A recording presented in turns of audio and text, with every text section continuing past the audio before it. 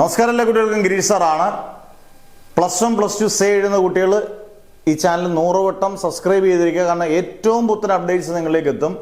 എന്തായാലും പുത്തനൊരു അപ്ഡേറ്റ് കിട്ടിയിരിക്കുന്നത് സേ പരീക്ഷയുടെ ആപ്ലിക്കേഷൻ, അതായത് നിങ്ങൾ ആപ്ലിക്കേഷൻ കൊടുക്കേണ്ട ഏകദേശം നവംബർ 3rd വീക്കിന് വരുമെന്നാണ്. നവംബർ 3rd വീക്ക്, അതായത് നവംബർ 3ാമത്തെ ആഴ്ച.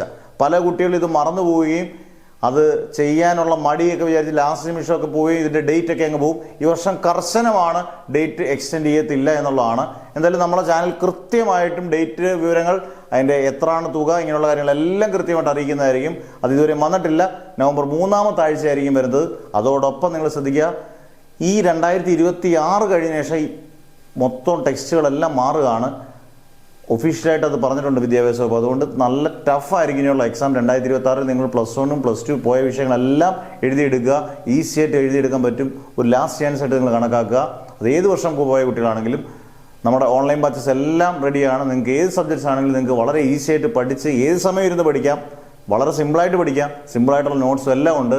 നിങ്ങൾക്ക് ചേരാം. പുത്തൻ ബാച്ചസ് എല്ലാം തിങ്കളാഴ്ചയും ചൊവ്വാഴ്ചയും ബുധനാഴ്ച എല്ലാ ദിവസവും പുത്തൻ ബാച്ചസ് ഉണ്ട്. നിങ്ങളുടെ പേര്, ഡിസ്ട്രിക്റ്റ്, വാട്സപ്പ് നമ്പർ, ഏതൊക്കെ സബ്ജക്ട്സ് ആണ് കൃത്യമായിട്ട് കൊടുക്കുക. ഒരു ടെൻഷനില്ല, പഠിച്ച് 100% ഉറപ്പിക്കാം നിങ്ങൾക്ക് ജയിക്കുക.